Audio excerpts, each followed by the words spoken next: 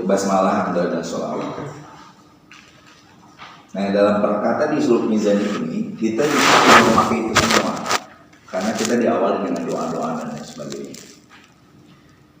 Oke, dimulai dengan surat An-Nahl ayat 69.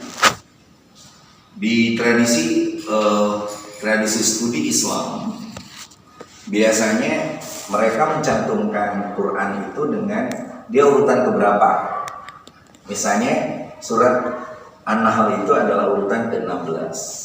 Makanya kita bilangnya An-Nahl 16 baru nama ayat. Ini perlu nih, salah satu yang jarang dipakai pesantren itu adalah dia menyebut nama ayat, nama surat. Biasanya Allah berfirman bla bla bla bla bla. Nah, kalau dulu kiai-kiai kita menyebut begitu karena dia berendah hati aja. Tiba-tiba dengan mudah orang yang tidak ustaz, tidak belajar di pesantren, karena gampang banget, jadi dia tidak tahu itu Quran atau apa. Nah, makanya di Al-Mizan dibiasakan tuh Quran, surat. Nah, biasanya di sininya ditulis dulu 16 ini surat An-Nahl, baru titik 2. Di sininya adalah surat ke ayat ke-69. Nah, kemampuan menghafal seperti Ustadz Adi Hidayat itu, menghafal berapa surat dan sebagainya, atau Syekh Ali Jaber almarhum, itu pakai metode scan. Jadi dia baca satu halaman ini, dipolototin gitu kayak di fotokopi, lalu dimasukkan, lalu diulang, dites ke beberapa orang. Ya, oke, ayat ini sebenarnya ada di pertengahan, berbicara tentang nahau, tentang tawon. Ketika Allah mewahyukan kepada tawon itu, fasuki subula rabbika zulula, dan tempuhlah jalan Rabbmu yang telah dimudahkan bagimu. Ini ayat Quran yang menjadi dasar kita membuat metodologi suluk mizani. Jadi ada kalimat suluk dari salaka yasluku, sulukan.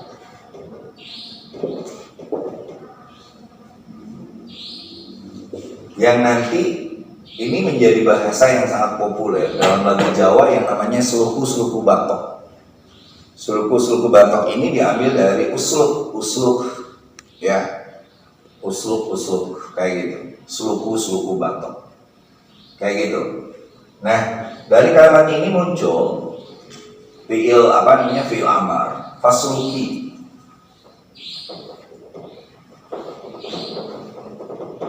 Ini pakai muannas karena ngomong dengan mahal. Subul ini jama' dari sabilun, jamaknya itu subulun.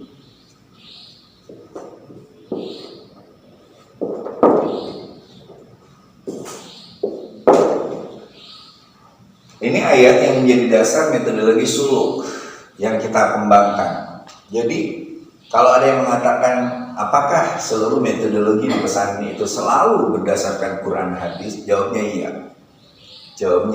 Kita nggak mungkin keluar dari Quran hadis. Ya, seperti itu. Termasuk kita belajar nahwu ba'da sorok itu semata-mata untuk kayaf hamu ma'ani al-Quran wa sunnat Quran wa sunnatid daqiqatil ma'ani. Kayak gitu. Nah, di ayat ini ada wahyu Allah intuitif, bukan wahyu yang bersifat kepada para nabi, tetapi intuitif itu daya pemahaman binatang, insting kita ketika melihat sesuatu. Nah, itu Tuhan kasih kepada kita, walaupun sudah tidak ada nabi, maka kita dikasih daya intuitif untuk memahami sesuatu. Fasluki, maka tempuhlah olehmu wahai Nahl, kayak gitu, subulah. Nah, saya berharap para santri, para ustadz mengajarkan pada anak-anak untuk memakai ngapsahan. Ustadz Baiki kan tertib tuh, supaya anak-anak bisa ngerti bahwa ini maf'ul bi. Subul, jalan-jalan. Nah, Quran ketika bicara jalan itu pasti memakai terminologi yang berbeda-beda. Ya. Tidak pernah ada ayat Quran yang bicara satu jalan. Misalnya, silakan santri sebutkan mana-mana jalan. Pengertian jalan, siroti jalan kehidupan,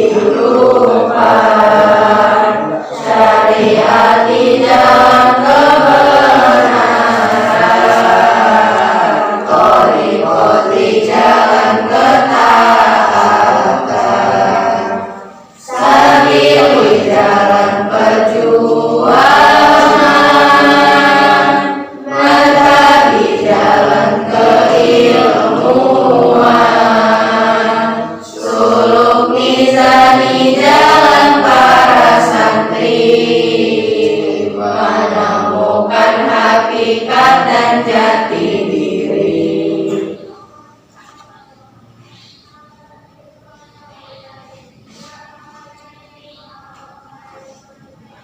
Oke. Nah, kalau kita baca kitab Kamus Muhit karangan Fahruz Zabadi, ya, Fahruz Zabadi itu lahir tahun 1329, wafat tahun 1414 Masehi. Dia seorang leksigrafer. Kalau kita baca karangan-karangannya Fairuz Zabadi, atau kita dipisahkan biasanya Fairuz Abadi, kalau bahasa Arab Fairuz Zabadi. Salah satunya yang terkenal Kamus Muhit. Nah, Fairuz Zabadi ini, kalau di bahasa Indonesia dipisah biasanya. Fairuz ini dia membuat Kamus Al-Muhit.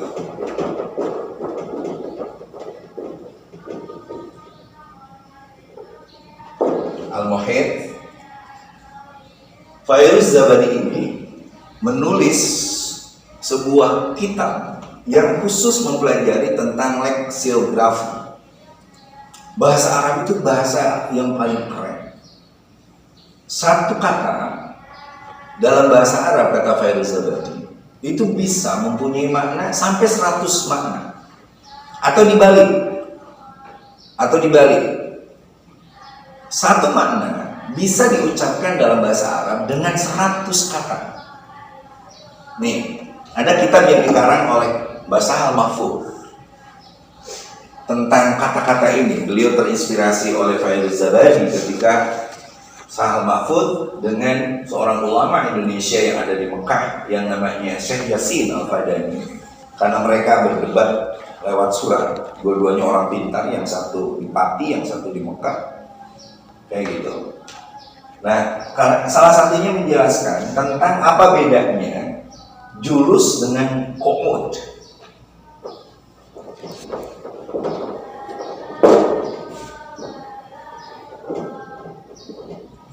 Padahal julus ini dan qu'ud ini itu sama artinya, duduk. Coba ada yang bisa jawab? Kita diskusi aja, yang ceramah sendirian ada. Pak Wawan, kira-kira apa bedanya Pak julus dengan qu'ud? Ini kan lulusan pesantren besar semua nih. Kalau qu'ud itu ada semacam sarana atau alat seperti makadun, itu qu'ud hubungannya dengan sudah duduk, posisinya sudah ada tempat, itu ada tempatnya. Kalau majelis julus itu bebas di mana saja. Kata siapa? Kalau saya anggota MPR. MPR itu adalah Majelis Permusyawaratan Rakyat. Majelis itu dari julus. Tempatnya jelas kok di Senayan. Halo.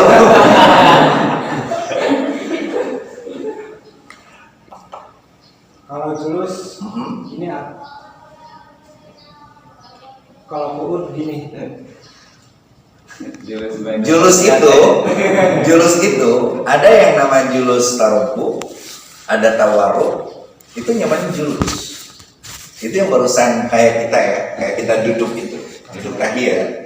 Ada duduk yang begini, ini julus. Tapi ada juga yang gini, kayak gitu. Itu hanya beda gerak aja, beda posisi. Tarubu, tawarruk, itu ada di Fathul Mu'in itu dijelaskan. Pak Opa?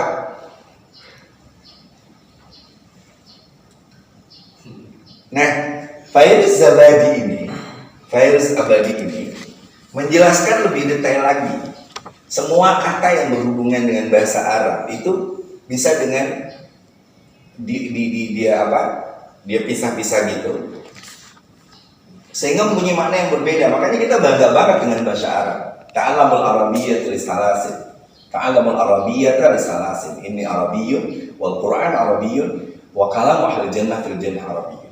Kata Rasul, belajarlah bahasa Arab karena aku orang Arab, Quran bahasa Arab, dan nanti percakapan di surga itu adalah Arab. Nah, karena dia menarik aja gitu, menarik aja. Contoh, kata masalah, kenapa kalau duduk di antara dua sujud itu julus baina sajdatain? Karena julus itu duduk setelah kita dalam keadaan di bawah, dari bawah ke atas namanya julus. Kalau dari atas ke bawah namanya qu'ud. Kayak gitu.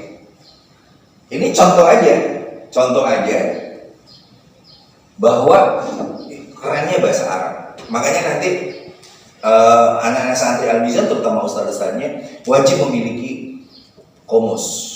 Ada ulama kita yang bikin komus, namanya adalah Kiai Warson Munawir. Dia putranya Kiai Munawir. Beliau dididik oleh siapa? Oleh kakak iparnya Mbah Ali Maksum. Ali Maksum itu putranya Kiai Maksum Saran. Dan Kiai Maksum itu adalah muridnya dari Kiai Khalil Bangkalan. Kayak gitu. Nah, Al-Mizan sangat dekat dengan Mbah Warson karena dulu sebelum meninggal dekat. Lalu Neng Fahma diajar beberapa bulan di Mbah Warson sampai menulis tentang buku biografinya Mbah Warson untuk Neng Fahma itu. Makanya kedekatan kita ke sana. Oke. Nah, ada dua kata yang akan kita bahas di sini. Yang pertama kata suluk. Suluk itu mempunyai arti memasuki, menempuh, bertindak atau memasukkan. Menempuh. Makanya dalam bahasa itu disebut pasulukan. Dalam bahasa orang Pancasila, suluh. Suluk itu jadi suluh. Ya, jadi suluh. Suluh itu cara kita menempuh kepada kebenaran. Kayak gitu. Nah, kita mengambil suluk itu adalah cara kita untuk menempuh jalan, berikhtiar untuk terus bergerak. Dalam bahasa agama, kita lihat keduanya. Alinea kedua.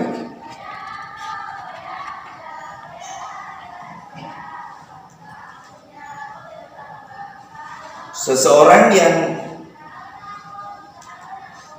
melakukan aktivitas suluk itu disebut salik. Coba tasrif. Pade.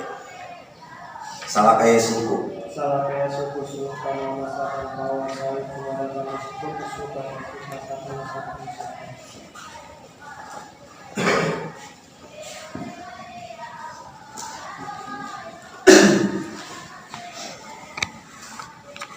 Ada kalimat salik.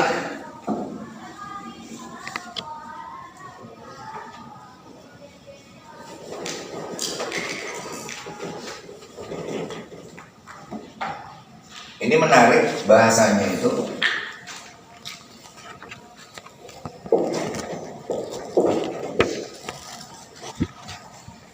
Makanya kalau Asi lebih senang untuk menyebut santri itu murid.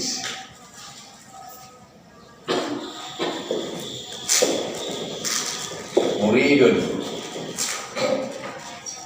daripada siswa.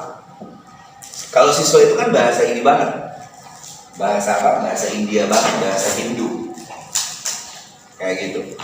Kalau muridun itu bahasa Quran banget. Seorang yang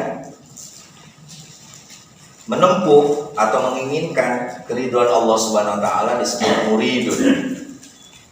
Muridun, kayak gitu.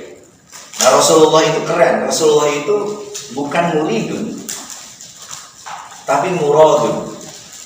Dia itu yang dikehendaki Tuhan Allah untuk menjadikan manusia yang luar biasa. Makanya lihat komentar dialognya Nabi Muhammad dengan Allah di tahiyat itu. At-tahiyatul mubarakatuh shalawatu thayyibatu lillah. Kata Nabi Muhammad. Dibalas tuh sama Allah. Assalamualaikum ayyuhan nabi warahmatullahi wabarakatuh. Dijawab lagi sama Nabi Muhammad. Assalamualaikum wa ala ibadillahis shalihin. Makanya perbedaan kita dengan Nabi Muhammad itu, kalau kita murid menginginkan, kalau Muhammad itu murad yang diinginkan untuk menjadi figur dan sebagainya. Itu keren banget. Nah, salib murid kita menyebutnya santri, siswa. Dalam melakukan suluk, poin pertama adalah dia harus beraktivitas. Si salib ini, satu, dia punya aktivitas. Saya ingin para guru, para ustadz memakai bahasa-bahasa yang salah satu yang akritik dari pesantren itu ya, pinter-pinter, kitab kuningnya dan sebagainya, tapi membahasakannya dengan bahasa populer yang dipahami oleh masyarakat intelektual itu gagap. Makanya gaya di Baitul Arqam itu pinternya minta ampun, Johar Makhluk Molotov, Majifatul Mulin jalan, tapi disuruh ngomong apa arti itu dan sebagainya, sulitnya minta ampun apalagi nulis. Nah, Al-Mizan nggak boleh. Syarat yang pertama, dia harus punya aktivitas, dia harus aktif. Makanya simbol kita adalah al-harakah barakah. Itu salah tuh nulis di mana? Di tembok MTS.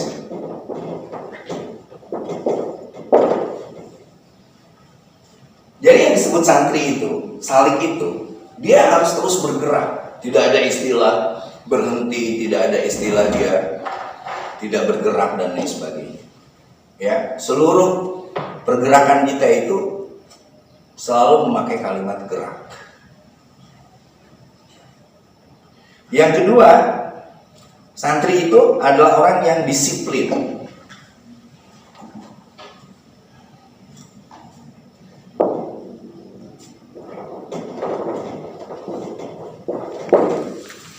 Dia punya kedisiplinan, nggak mungkin. Kalau kita lihat bagaimana kedisiplinannya, kalau dalam bahasa taklim muta'alim itu namanya al-hirsh, ya, kerakusan, ambisi, sehingga dengan ambisi itu dia punya kedisiplinan. Bayangkan aja Imam Nawawi, pengarang Al-Muhadzab itu. Imam Nawawi itu meninggal dunia di usia 43 tahun. 43 tahun dalam keadaan beliau sudah menjadi ulama begitu besar. Tapi saking disiplinnya, sampai tubuhnya itu kayak ini. Tubuhnya itu nahif jiddan, kurus banget. Dia mengarang begitu banyak kitab. Ya. Nah, itulah yang namanya santri, itu disiplin. Syekh Abdul Qadir Jailani itu tidak mungkin menjadi sultan aulia kalau tidak mendisiplinkan diri untuk selama hampir 20 tahun tidak tidur. Tidak tidur. Dia sangat disiplin. Makanya Syekh Abdul Qadir Jailani, dia ngarang tafsir Al-Jailani itu yang terkenal. Nah, kedisiplinan ini yang melahirkan kitab beberapa aktivitas riyadhah, tirakat. Kalau di Tegarjo misalnya, Gus Yusuf itu sampai hari ini dia masih puasa sepanjang hari itu, sepanjang waktu. Saya nggak tahu dia Al-Mizan siapa ustaz yang sering puasa itu. Kayaknya ketemu di kantin lagi. Oh,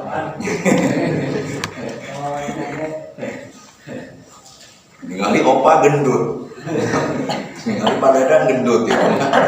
Nu begangnya kalau babai haki lumayan dapat ade, kawawan. Pak Ade masuk stres dicarikan pemajikan jadi begang. Oke, di samping disiplin, nanti muncul riyadhah. Di tiap pesantren saya belum lihat tuh Al-Mizan riyadhahnya apa. Ya, riyadhahnya apa? Ya perlu ada yang riyadhah. Selanjutnya, suluk itu, salik itu adalah orang yang punya komitmen. Dia harus punya komitmen.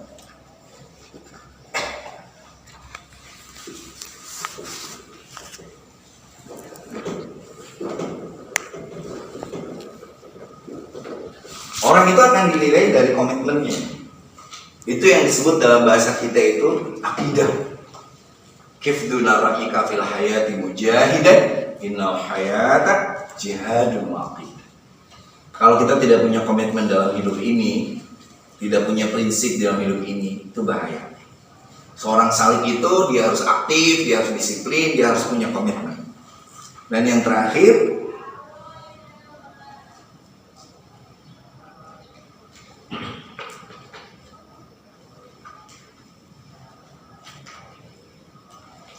tiga.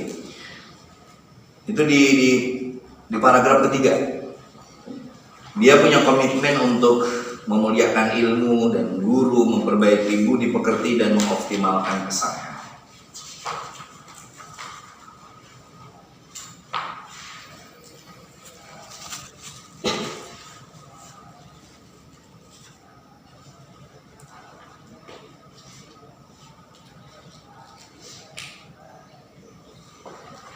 Bersuluk itu mencakup hasrat untuk mengenal diri.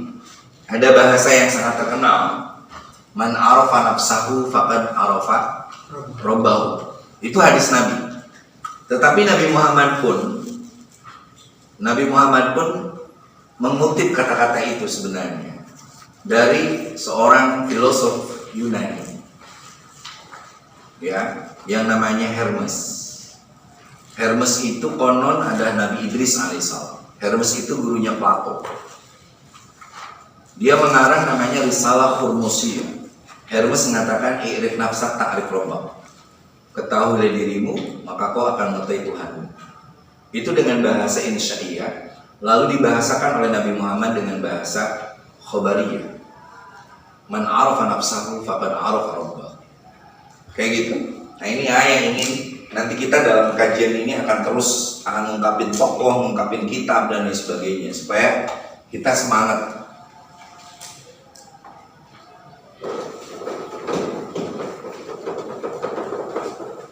Tolong kitab-kitab yang disebut nanti, misalnya kita baru nyebut satu nih, Kamus Muhid, itu tolong dicari dan lain sebagainya, dipelajari. Nanti akan nyebut banyak kitab. Rasulullah bersabda, man arafa nafsahu faqad arafa rabbahu. Ini konsep yang dalam kitab-kitab sufi itu sebagai konsep ma'rifat. Dalam bahasa Hermes, kalimat ini adalah i'rif nafsa ta'rif rabbah.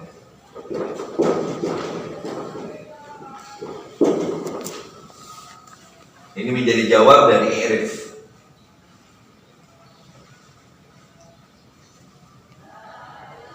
Nah makanya nanti kita harus belajar tuh. Nanti kita akan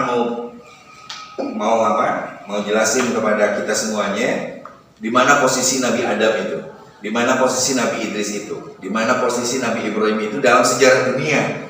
Jadi ulah sampai orang mah diajar ilmu pengetahuan umum, lalu ada pelajaran agama, ternyata rambung. Nuhiji di dunia mana, nuhiji di dunia mana. Padahal nyambung kok, nyambung gitu.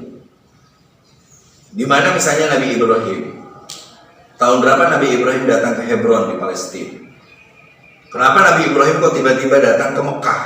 Emang di mana posisi Mekah? Lalu apa cirinya Ibrahim pernah ke Mekah? Adanya Ka'bah dan adanya Maqam Ibrahim.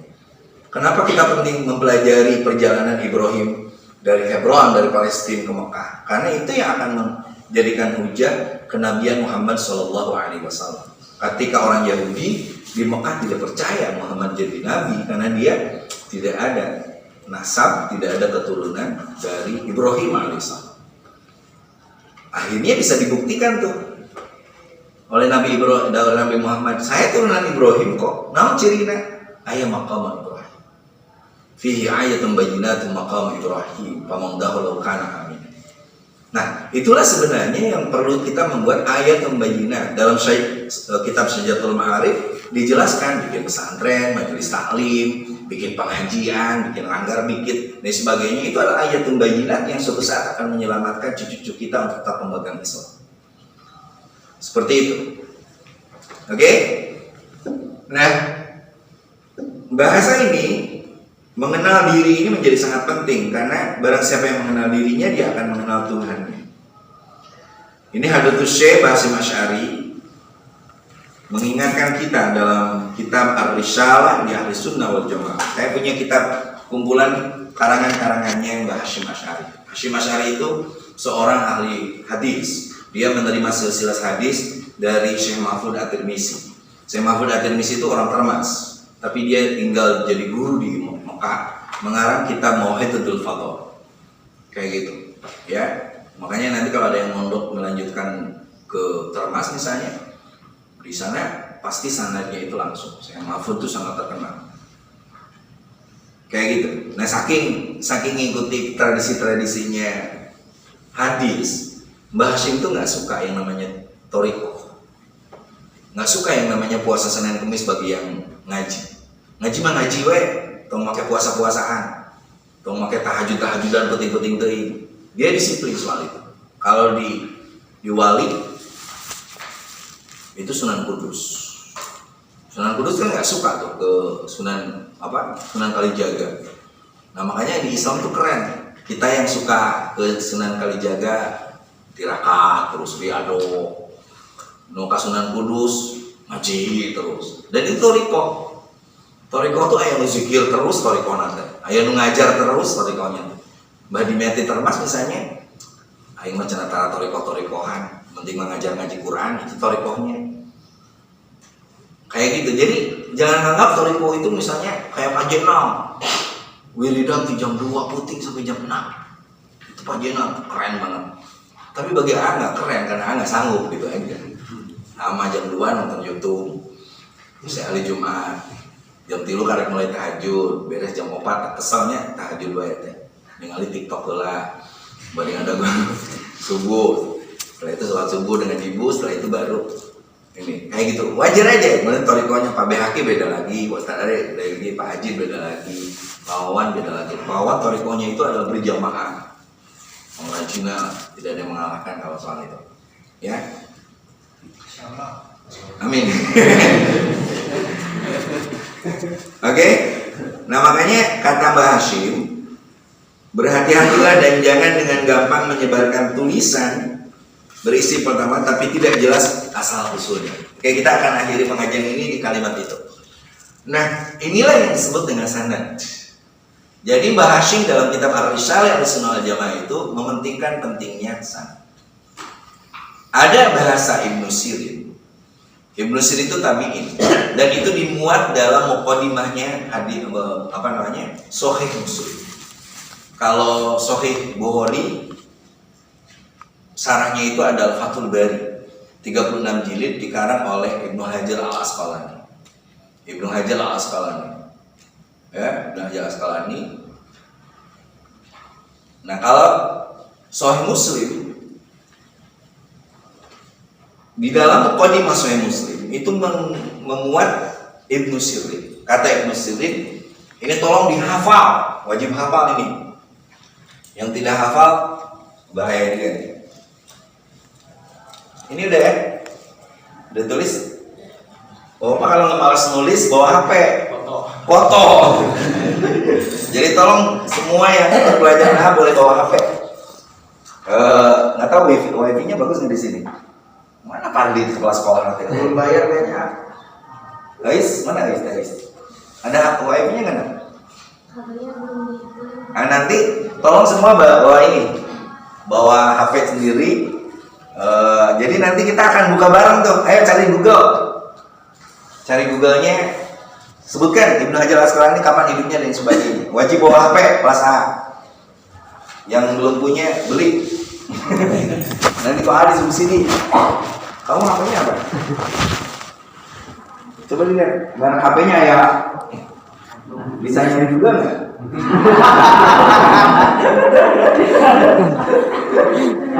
Jadi tolong semuanya nanti wifi-nya Teis di ini kan yang punya kantor Teis sama Avandi. Mudah-mudahan. Amin. Karena juga baru. Tolong semua bawa HP. Karena nanti mau lihat misalnya, oke, buka Fahiruz Zabadi. Oke, Fahiruz Zabadi. Nah, bapak-bapak ini, ibu-ibu ini langsung buka Fahiruz Zabadi. Ayo sebutin, ketemu. Sekali lagi, teknologi itu penting loh. Penting banget. Kayak gitu. Oke, ini ngaji kita terakhir menulis kata-kata Ibnu Sirin. Ya, kata Ibnu Sirin ini tolong hafal. Wajib ini hafalnya.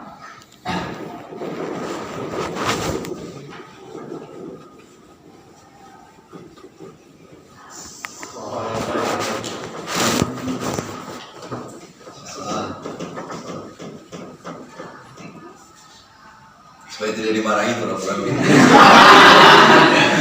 Malah keberangan.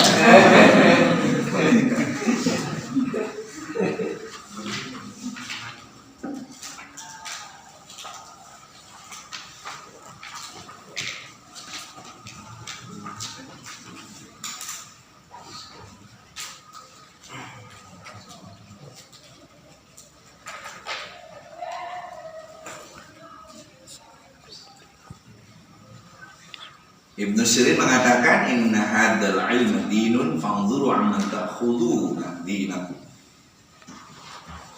Tolong ini harus hafal nih, harus hafal sekali lagi karena ini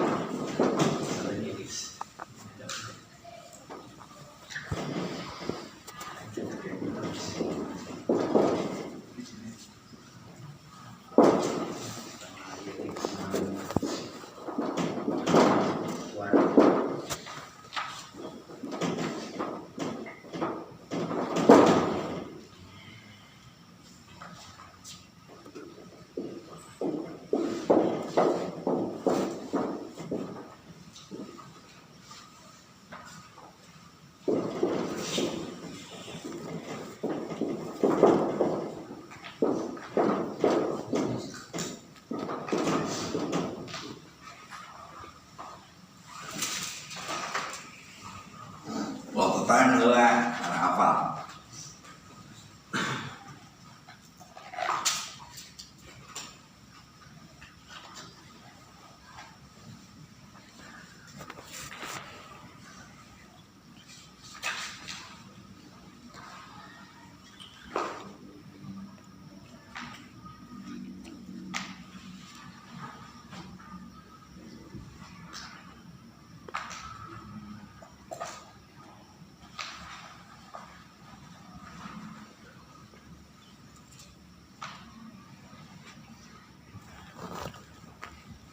Inna hadzal ilma, sesungguhnya ilmu pengetahuan tentang agama, gitu ya. Tafaqquh fid din. Inna hadzal ilma, sesungguhnya ilmu pengetahuan tentang agama, iku dinun, inti agama itu sendiri. Makanya kalau ada orang yang belajar agama tapi tidak mempelajari ilmu agama, aneh banget. Ya, aneh banget. Di Quran dijelaskan Anda tidak boleh mengucapkan la ilaha illallah kecuali mengucapkan fa'lam annahu. Belajar dulu la ilaha illallah.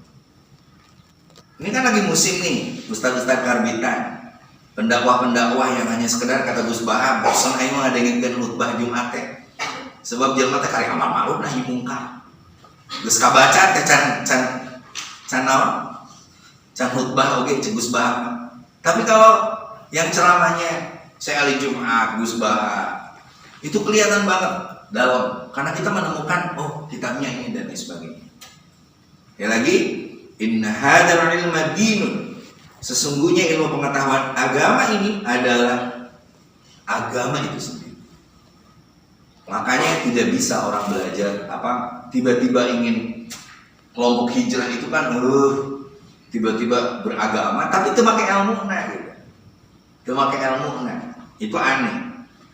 Maka fangzuru, perhatikan olehmu. Aman dari siapa tak khuduna kalian mengambil dinakum ing agama sira kabeh. Dari siapa? Makanya kalau kita ngajar, kalau ngomong begini bukan atas nama kata Amaman, enggak. Tapi kata Ibnu Sirin loh. Kayak gitu. Di mana kata-kata Ibnu Sirin diketemukan dan lain sebagainya. Makanya kalau yang kiai-kiai ustaz-ustaz karbitan ditanya itu ngawurnya minta ampun. Coba nanti kalau sudah ada kita bisa lihat YouTube bareng-bareng. Itu kelihatan banget yang ceramah-ceramah tidak pakai ilmunya itu. Ya. Selalu menafsirkan sendiri. Misalnya ada dulu tukang obat yang jadi ngaku ustaz gitu. Gus siapa ya? Gus Nur. Itu tiba-tiba mencaci maki tuh. Habis-habisan. Ramai itu di YouTube-nya. Enggak usah layani ya. Segitu-gitunya. Dia tiba-tiba menyebutkan bahwa innama yakhshallahu min ibadil ulama. Ulama itu bukan hanya manusia. Bisa hewan, bisa binatang, bisa kan gelo. Ya kayak gitulah. Akhir zaman itu, zaman post-trust istilahnya itu ya.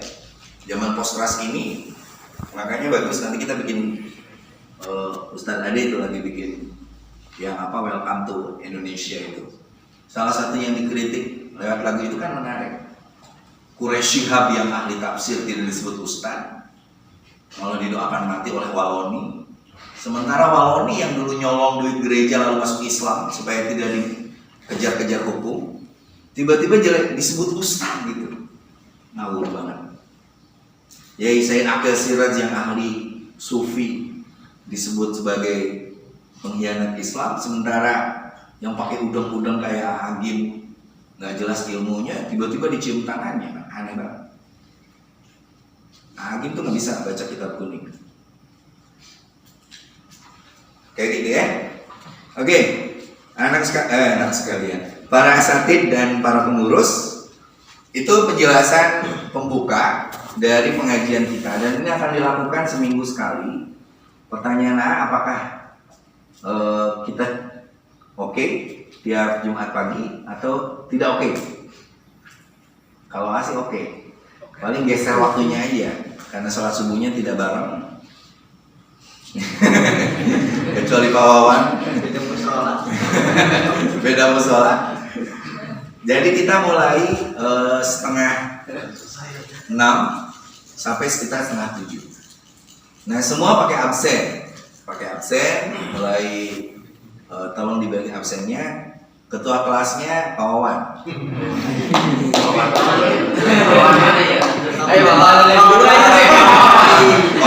Wawan Kiai.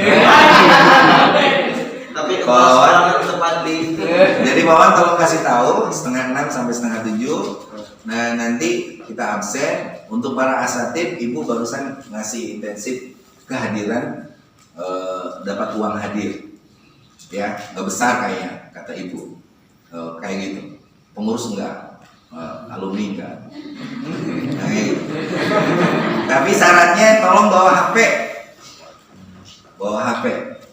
Alumni itu sudah boleh bawa HP, yang penting itu kan nggak boleh kasih tahu ke para. Dan kalau bisa tuh kamar kalian udah mulai misah, ya kan? Misah di mana yang kira-kira kalian lebih bebas, karena nggak tahu. Telis tanya punya ruangan nggak yang berkuasa atas semua ini, Telis. Oke, ada pertanyaan? Ada 15 menit lagi. Jadi staf dan asatid nanti dihitung per kehadiran, dimasukkan di jadwal gaji.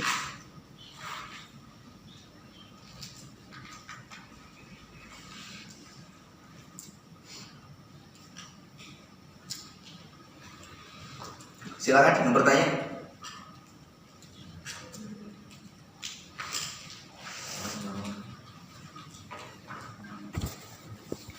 Ini baru mukadimah loh ya.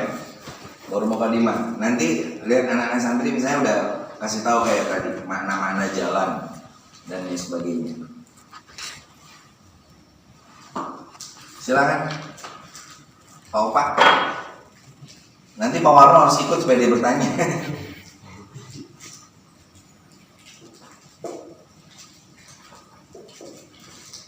Pak Wan?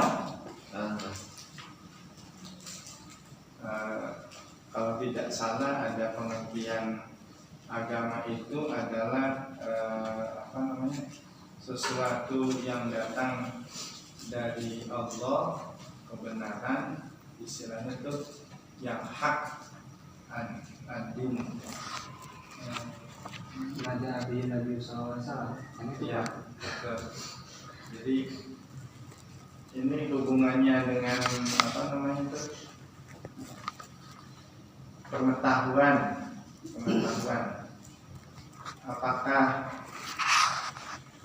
agama itu tidak lepas dari pengetahuan itu sendiri atau bagaimana hubungannya dengan ilmu fikih? Pertanyaannya bisa lebih jelas. Biar jawabnya singkat padat tekan.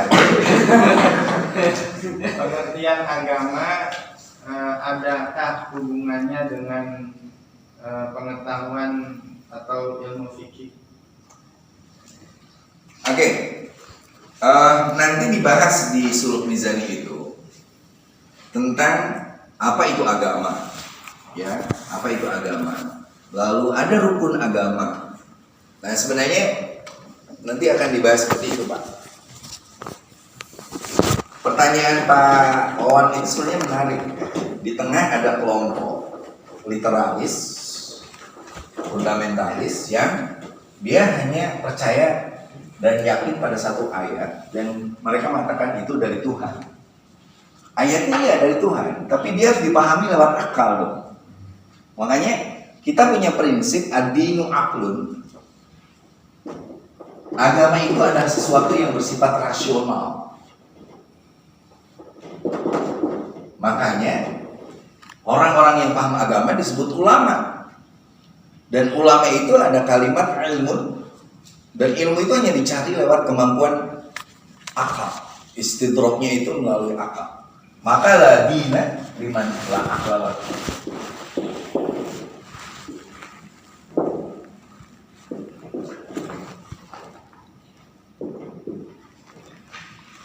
Agama itu sesuatu yang bisa rasional.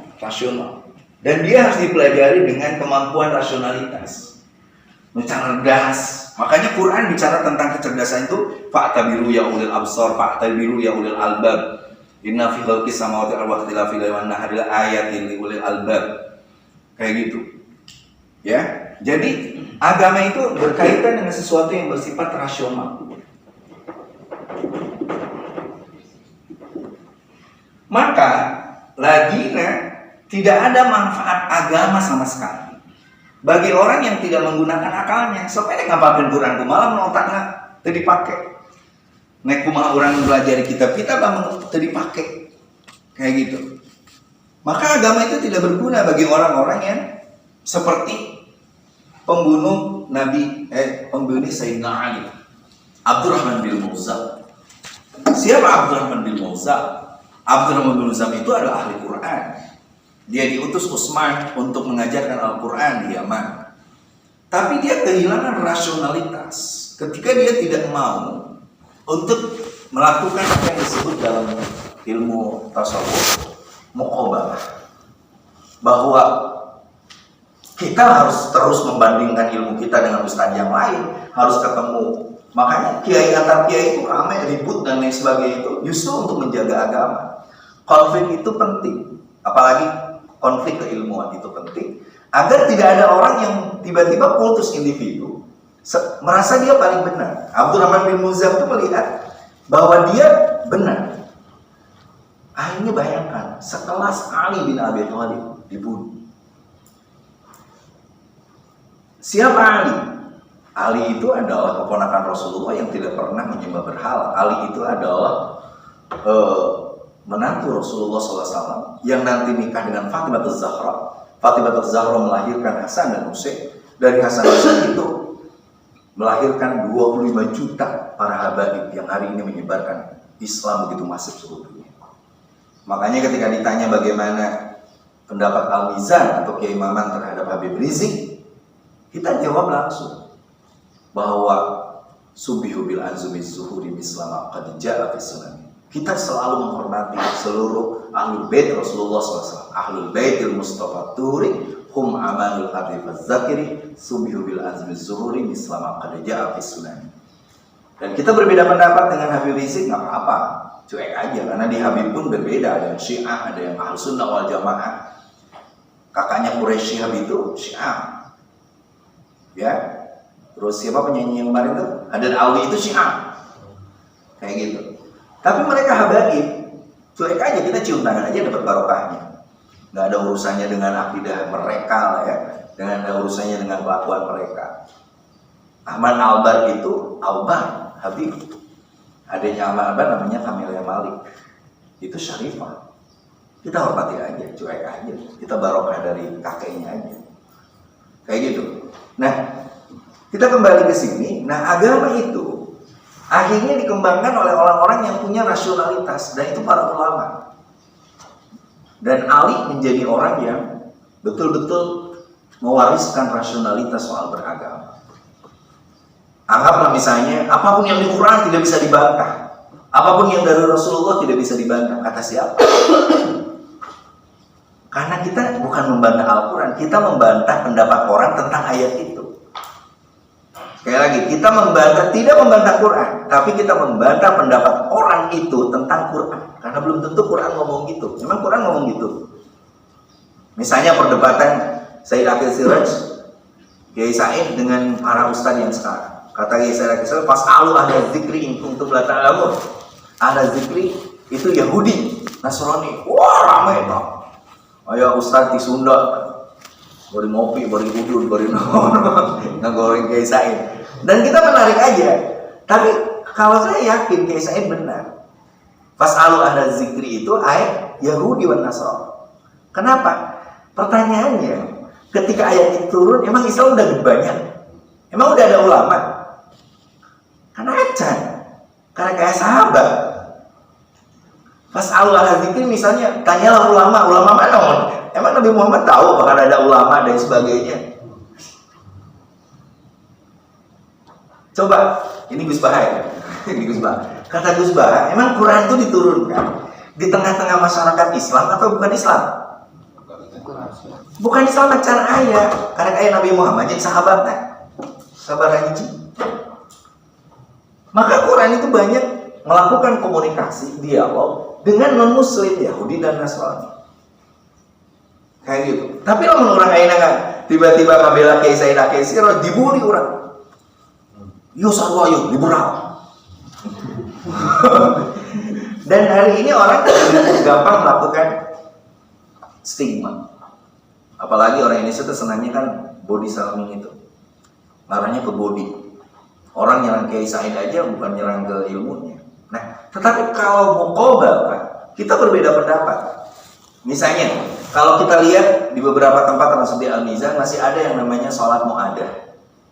Sholat mu'adah itu adalah warisan dari Mama Balerante. Tapi itu ditolak habis-habisan oleh beberapa ulama. Makanya ulama yang tidak ikut mu'adah banyak juga di kita. Kalau amat tergantung aja. Namun kerjanya mu'adah dan ke sholat Jumat. Nah, makanya ketika kita menolak pendapat orang, kita tidak menolak Qur'annya, tapi kita menolak pendapat orang itu terhadap penafsiran Qur'annya. Kayak gitu. Makanya nanti soal fikih. Fikih itu sendiri kan pemahaman.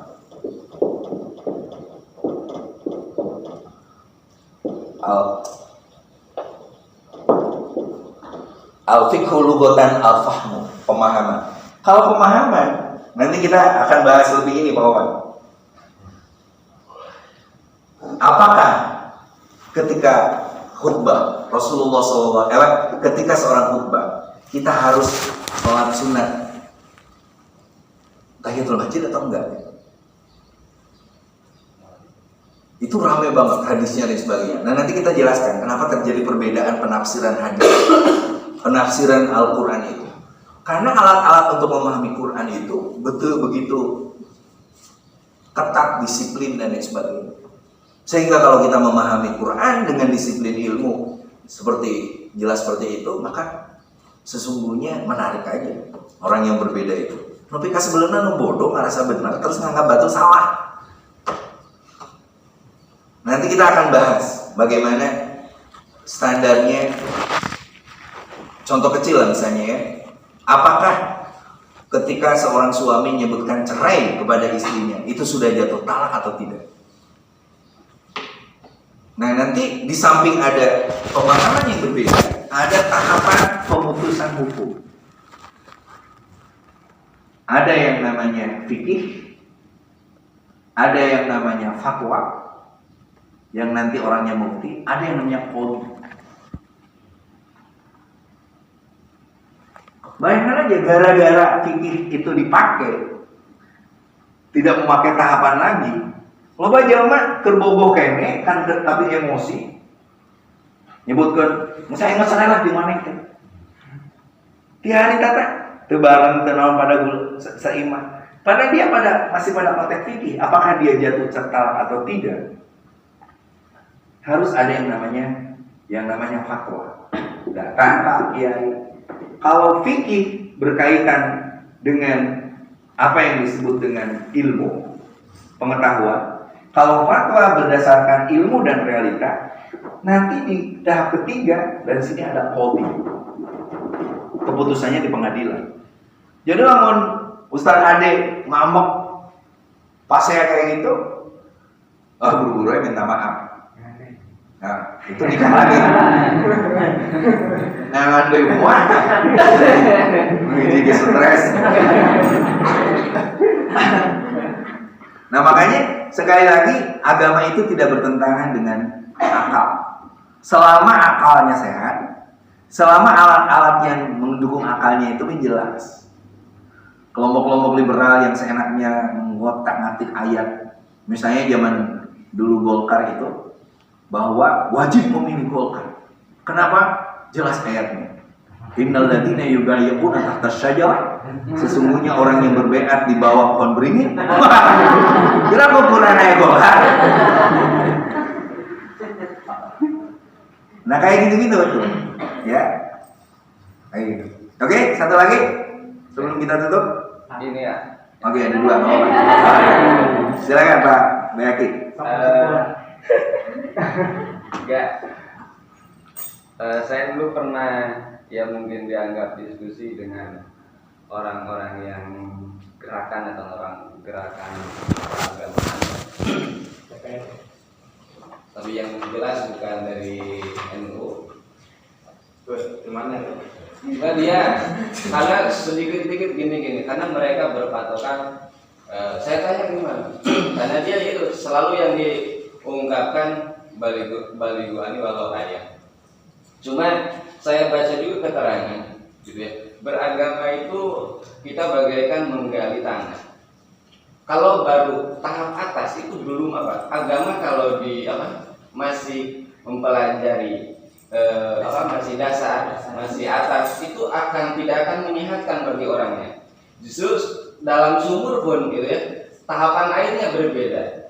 Itu ketika dalam barulah air itu jernih dan agama itu bisa menyehatkan bagi ini. Nah, jadi yang maksud saya tanyakan itu maksud baligu ani walau ayah itu apa ukurannya gimana? Karena sekarang juga kan gitu ya, agama karena dia hanya masih pemikirannya dan akhirnya agama itu tidak menyehatkan gitu banyak.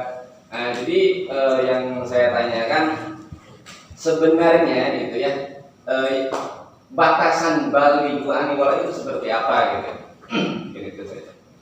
Oke, hadis baligu ani walau ayah itu dipakai kelompok-kelompok hijrah. kelompok-kelompok jamaah tabligh. Nah, kita pada konteks itu harus juga dalam satu sisi ya menganggap itu sebagai sesuatu yang menggembirakan. Karena Islam disambut begitu banyak. Dalam bahasa Gus Baha itu kan Islam kuat karena dua hal. Pertama hujah, kedua jumlah. Jadi lawan ayah ustad mubaligh anu usina ngan cukup curhat curihil tertawa itu lebih payu tiba-tiba serius ngaji. Kita tidak boleh menjudgment, menghakimi. Karena berkat mereka lah Islam dipakai, didengar di mana-mana. Ini soal jumlah. Tetapi jumlah ini pernah disinyalir oleh Rasulullah SAW. Suatu saat kalian itu dalam posisi banyak, tapi tidak punya power, tidak punya kekuatan, termasuk kekuatan intelektual. Makanya Nabi sangat-sangat memuji-muji bahkan Al-Quran, memuji-muji yang namanya ulama. Ini yang disebut dengan hujah. Karena ulama lah yang punya hujah. Nah, makanya kalau ada orang yang menyebarkan Islam walaupun hanya dengan seayat, kita sambut gembira.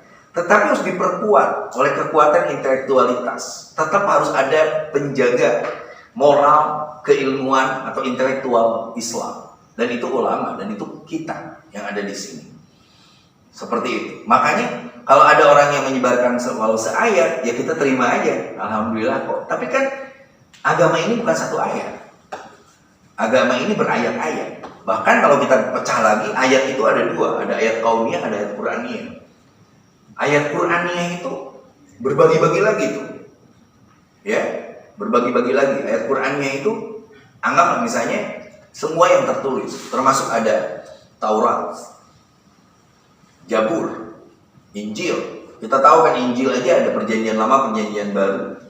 Lalu kelompok-kelompok mereka berbeda. Dan jangan sekali-kali, sekali lagi, jangan sekali ini prinsip Al-Mizan. Jangan sekali-kali kalian untuk menyalahkan, wah pokoknya Injil rumah ini mau palsu. Oh lu bener, itu salah. Kenapa? Kalau Injil itu palsu hari ini, tidak ada kebenaran sama sekali.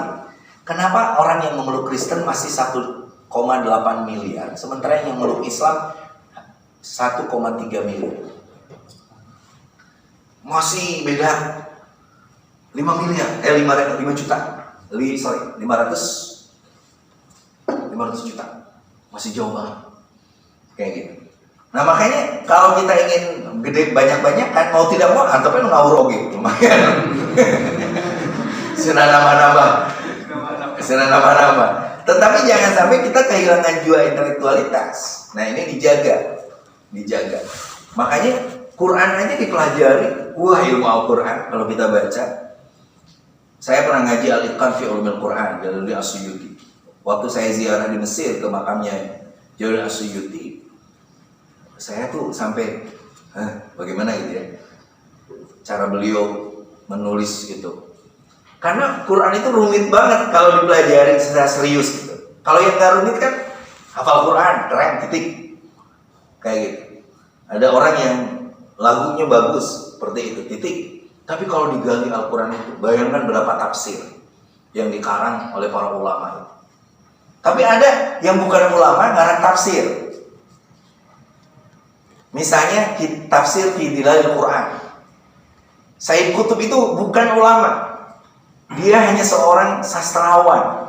Dia seorang ahli sastra Arab. Nulis tafsir, diikuti kan begitu, sebab dia bagus. Terumit gitu kan, ulama karena rumit. Ulama hari ngaji rumit itu drama ya. Balik poserian. Kayak gitu. Ya. Belum ilmu-ilmu yang lain. Nah, kita bahas. Makanya pilihan kita apakah kita mau yang balik walau ayat yang akhirnya memperbanyak jumlah lumayan tak? Atau kita mau jadi innama yasyallahu min ulama yang akan hujah. Kalau yang jumlah, ya teman dihitung nanti, dihitung saurangnya paatan sabaraha. Hiji-hiji we. Punten lebet sorga hiji, tak opa, hiji. Tapi kalau ulama dia ditanya sama Allah, kamu masuk surga, Pak Bayhaqi. nuhun Allah, sok aja seberapa juta jelema nu nek diajar ku anjeun. Makanya murid saya ajak istri gila.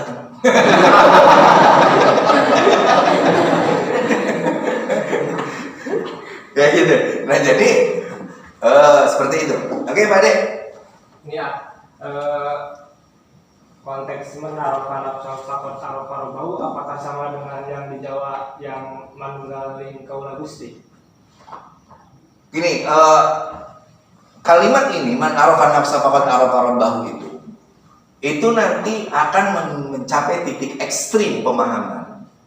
Salah satunya yang dilakukan oleh Al-Halaz. Lalu di Jawa ada yang namanya sesi dijenar. Al-Halaz itu mengakui bahwa tidak ada yang maujud kecuali yang memberikan maujud, al-wujud, dan itu Tuhan, Allah. Karena kita itu tidak ada, yang ada itu Tuhan.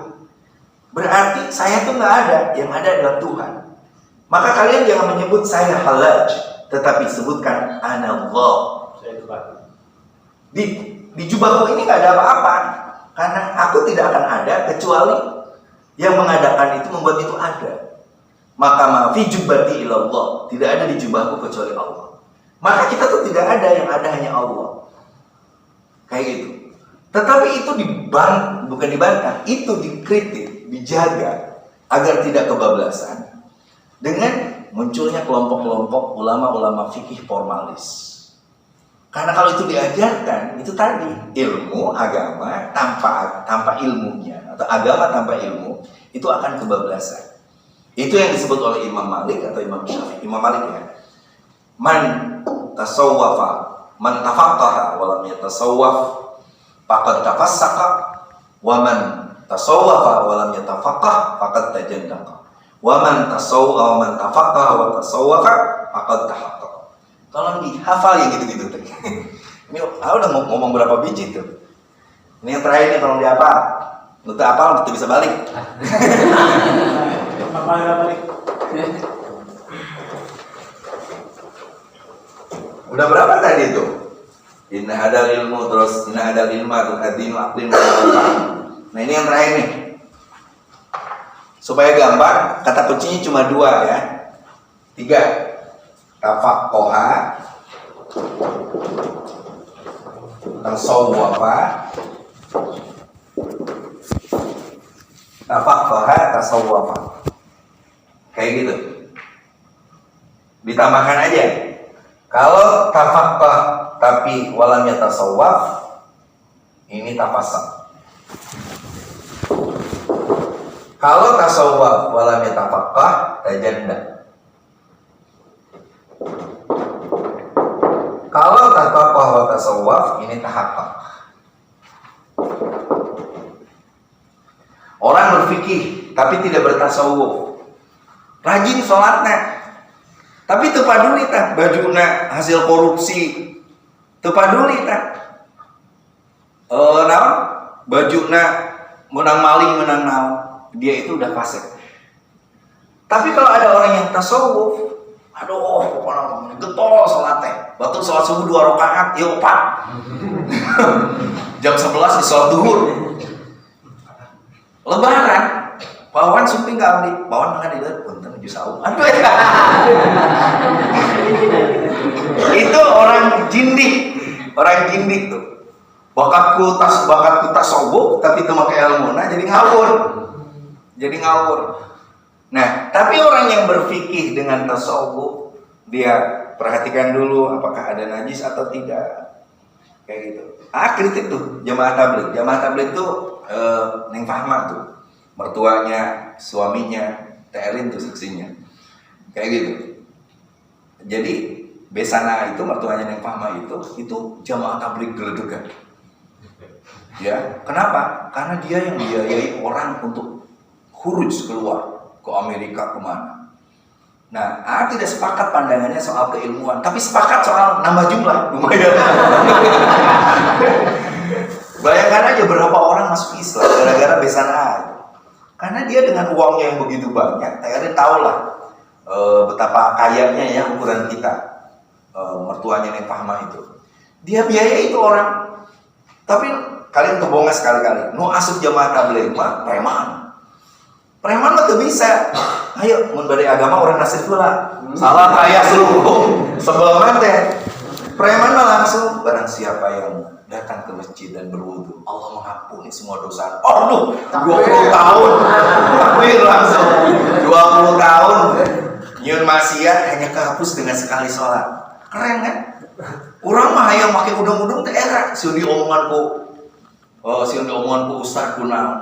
Masuk ke FI. Teu kudu ngaji, teu kudu naon, tato pinu, langsung make udang-udang Allahu Akbar. Asup surga. Ada orang yang asup surga teh waduh dilapisan kudu ngaji heula, tahajud heula, puasa heula. FI enggak, apalagi yang teroris itu. Kalau ingin masuk surga itu, barang siapa yang menghancurkan kemaksiatan dan kezaliman, maka kita dipersiapkan bidadari. Wah, germatu payu langsung ngebom.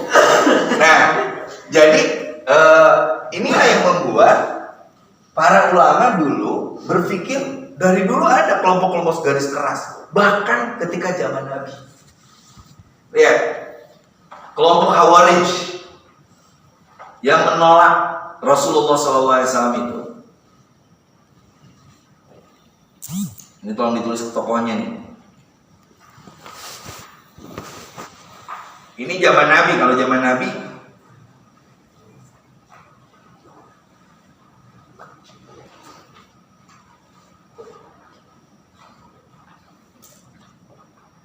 zaman Nabi, berarti dia sahabat loh, nah, ya. Namanya Zulhuwaisirah. Zulhuwaisirah.